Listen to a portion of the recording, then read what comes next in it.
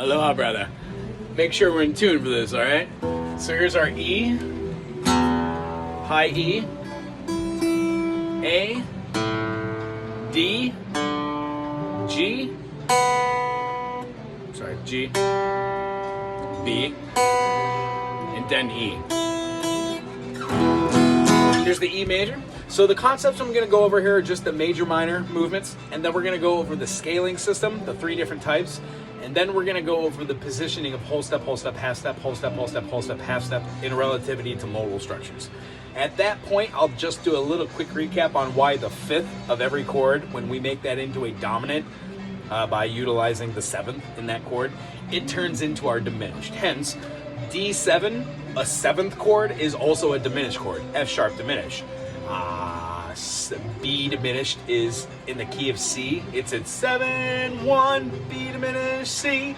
So that would be C, D, E, F, G. G made into a not a major 7, but a dominant 7, would utilize the F note. So what we do to get our hands used to switching between chords, we do 2 different types of things. We do spider exercises to get our fingers nice and strong, so each of our notes has a lot of different things that are going on. Tone, dynamics, pressure, relativity. It also helps get rid of sliding around and trying to like move everywhere. There are only 3 positionings on the guitar before 12th fret, where, as you pointed out, it becomes an octave. 1, 2, 3, 4, 5, 6, 7, 8, 9, 10, 11, 12 brings us right back to where we were, because our octave and here are the same notes. So hypothetically there's 13, but there's only actually 12 notes in between each of those. What we're doing in spider exercises is called a half-step diatonic chromatic scale. It incorporates incorporates every note that's in a scale, starting from F going all the way up to, what is that? My brain just blanked out. G sharp. So keep going with those. On the right hand with our pick, don't hold your pick like this with the pointy end out. Turn it around so the flat end's there. Act like we're playing thumb war. 1, 2, 3, 4. I declare thumb war, and put the pick with the point pointing towards you. Close your thumb, and that is how far out you need it and the duration. When you're playing rhythm, you want it to be the flat side. When you're playing lead, you want it to be the pointy side. Mind blown. I didn't know that till playing guitar for 15, 20 years. Okay, so after this is said and done, we're going to have a better understanding of rhythms on the right hand, and just to enforce our 1, 2, 3, 4, 1, 2, 3, 4 whole notes. 1, 2, 1, 2, 1, 2 half notes. 1, 2, 3, 1, 2, 3 dotted half notes. Quarter notes. 2, 3, 4 eighth notes. 1, 2, 3, 4, 1, 2, 3, 4 16th notes. 1, 2, 3, 4, 1, 2, 3, 4, 1, 2, 3, 4. Anything after that, I'm not really able to do on rhythm here. The only time I would do it is if I'm ending a song and I'm thrashing. Something like that. So, here we go with the explanation for the scales. Playing a C major will give you your 3rd finger on the C note, on the A string, the 5th string. I am going to play a C with my 3rd finger. I am going to do a downstroke on my right hand to get the open D. I'm going to put my 2nd finger down. I'm not going to be playing flat notes for these. All these are pointy. I'm going to be taking that half step from an E to an F with my 3rd finger. I'm going to be playing an open G note. My 2nd finger will play the A pointy as well. I'm going to play an open B note on the B string, and then a 1st finger on the 1st fret for the C note, giving me C, D, E, F, G, A, B, C. Be comfortable going down, up, down, up, down, up, down, up, down, up, down, up, down, up, down, up.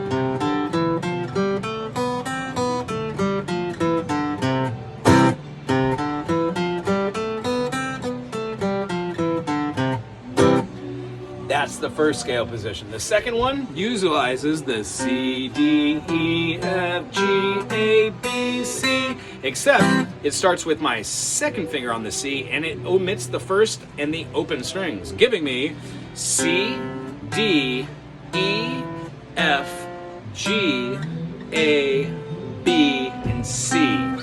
Being able to go through these at tempo consistently is the caveat. Don't just get them going. Do, re, mi, fa, sol, la, ti, do. 1, 2, 3, 4, 5, 6, 7. C, D, E, E, F, G, A, B, C. 1, 2, 3, 4, 5, 6, 7, 1. The next C version doesn't start with the second finger or the third finger, but rather the first finger. It's going to go from fret 3 to 5, 5 to 7, right above on the 3 to 5, 5 to 7, and then we're going to use our second finger to play the half step, which is our T-do. In the key of C, that would be B, C. So we know C, D, E, F, G, A, B, C. With these 3 different scales, over the next couple weeks, whether I see you or not, try and do them in pattern. So 1, 2, 3, 4, 1, 2, 3, 4, 1, 2, 3, 4, 1, 2, 3, 4, C, D, E, F, C, D, E, F. And you'll notice when you get the C, D, E, F, that the finger that plays the F is right above the C, and it takes a millisecond to go from F back to C. Well, you've got 3 different scales to choose from. 1, 2, 3, 4. Why use the one that requires you to do when you could quite literally use that finger to play C, D, E, F? Either way you do it, you're going to need to go back to that C. So alterations will be made. The most enjoyable way to do that is to see it as, wouldn't it make more sense to play both of these notes together? As if you're playing them barred. What you'll notice is different things come about in different songs, which require a half bar, full bar, partial bar, flat 5, raised 6 for an augmented chord. So what we do is we learn all the chord structures, we learn how to play all of our notes, we learn how to do the Spidey exercises or finger dexterity and muscle memory, and then we start adding the theory and complications on top of just our major triads. We also do our minor triads by flattening the third, the median. So in the key of D major, when we go D, E, F sharp, G, A, if we add the 2 or 4, it becomes a sus. Or if we take away one and add another, it becomes a sus as well. Well, if we use the D major, D, F sharp, A, D, F sharp, A, and use that D major and add, let's say, a C on top of it, the C would be a flat note. It's a flat 7th. And then if we were to use our 6th, or a raised 5th, 5th, 4th, 3rd, we could keep going on this forever. But the idea is when we use these notes, in correlation with just triads, they change the tone of which we hear these movements. So, knowing that we have a song that goes, that's a major Ionian mode. 1, 2, 3, 4, 5, 6, 7, 1. The only different modes that are in major are called Lydian and Mixolydian. You can get Lydian by going from the 4th scale, and you can get Mixolydian by going from the 5th scale. The only difference that you'll notice when you do this process, no matter where you are, no matter what 3 those are, if you start your scale at a different note and then add another note on top of it, no matter how many times you do it, it changes the tone. So in C major, if I wanted to play C Lydian, I would be playing C, D, E, F sharp.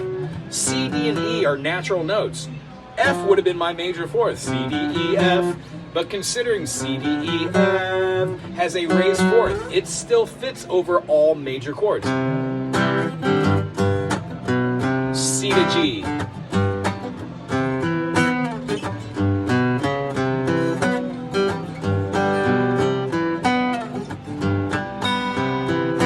Hear how that note just pops out? 1, 2, 3, 4.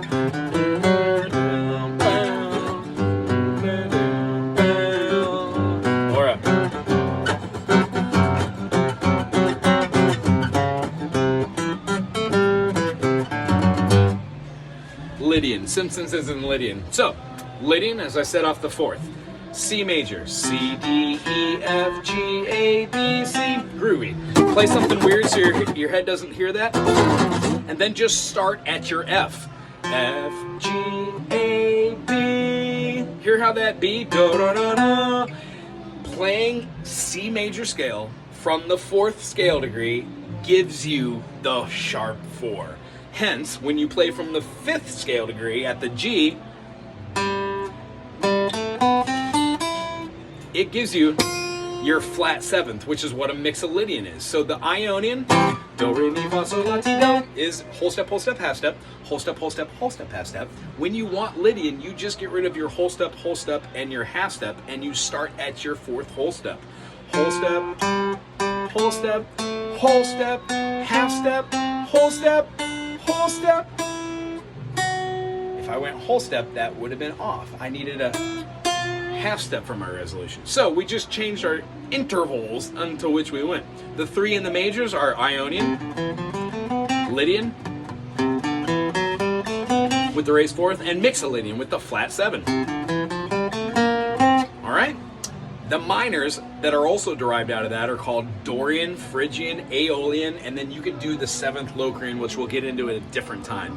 Your Dorian is like your C major, but you start on the D note. So D, E, F, G, A, B, C. This note right here that we're hitting, D, E, F, G, A, is the caveat of the Dorian mode. Hence, when you start your C major scale at the E, E, F, G, A, B, C, D, with all natural notes, you get Phrygian. Now notice if I was playing like an E minor, what key we're in? C? So if I was playing a C minor, C flat, C flat, or B, just a half step up, I could use over the top of it.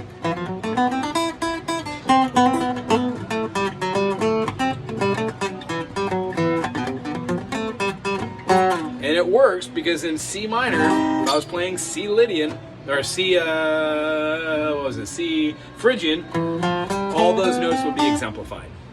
The easiest way to understand it, the most guitar players see this, is there's two types of scales, major and minor. Well, the 6th is also a minor. It's not Dorian, it's not Phrygian, it's called Aeolian. There are multitude of different modes that are actually in the minor, which we'll get into at a later date. But just knowing that our natural minor is extended by playing whole step, half step, whole step, half step, half step, whole step. Meaning you would have a flat third, do, re, mi, regularly third, flatten it. 1, 2, 1, 2, 3, 4, 5, 6, flatten your 6. So you get a flat third, flat 6, and then a flat 7. So it's a ta do, not a ti do. So our Aeolian, no matter where we are, if we're in the key of C, C major, we could play A, B, C, D, E, F, G, and that makes up our, sorry, that last note was wrong. That makes up our C natural minor, okay? If that was a little, all you gotta do is get a piece of paper, write down on a whole step, half step, whole step, half step, pick a pattern like C, C, C, F, F, G, G, G, F, F, and notice that you could play.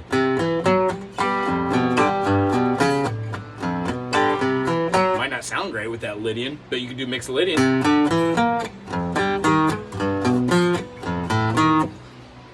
When you feel what should be there in the T-do or the ta-do, that whole step away from the resolution or the half step away, you're going to realize anything like people, can you hear it? Love's everywhere. All my brothers, it's a celebration. Something like that. You would have your A7, E7, A7, E7. Well, all those are dominant chords. So guess what you're going to be using on all those modes? Mixolydian. People, can you hear it? If you did, people, can you hear it? Hear how that T-do? It sticks out like a sore thumb. So that is a modal coverage. This is just the tip of the iceberg. But being able to play through do, re, mi, fa, sol, la, ti, do, and do, re, mi, fa, sol, la, ti, do, and do, re, mi, fa, sol, la, ti, do, gives you the muscle strength to just play in a key like C to D minor, to E minor, to F major, and be able to do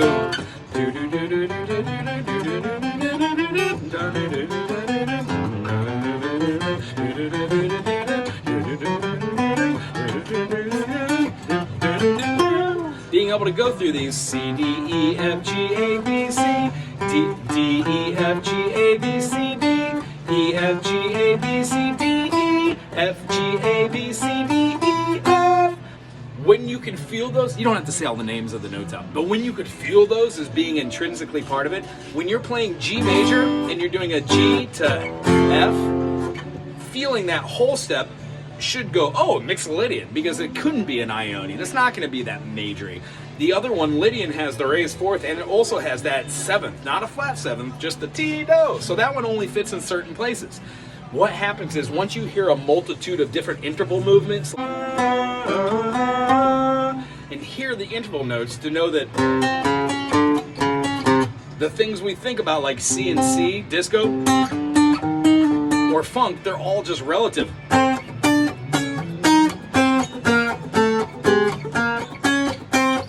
And being able to hear up a minor third, up a minor third, up a minor third, up a minor third resolves back to the one. They're little idiosyncrasies that we learned. So, the only mode that we didn't go into was our Locrian. Oh, brother, come on down, yeah? The only one that we didn't see was our Locrian, and I'll do a whole nother video for that hopefully soon. I'd really like you to buzz in me and ask me if you have any questions in the comment section, and I will get back to you on that, all right?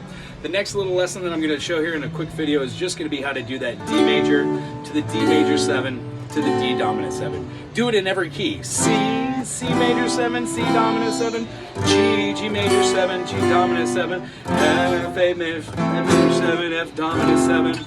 Do it in every key, get a feel for it in your fingers, and then we'll do a recap next time I see you, okay? Ask me any questions in the comment section below, and I hope to chat story and talk story soon. Aloha!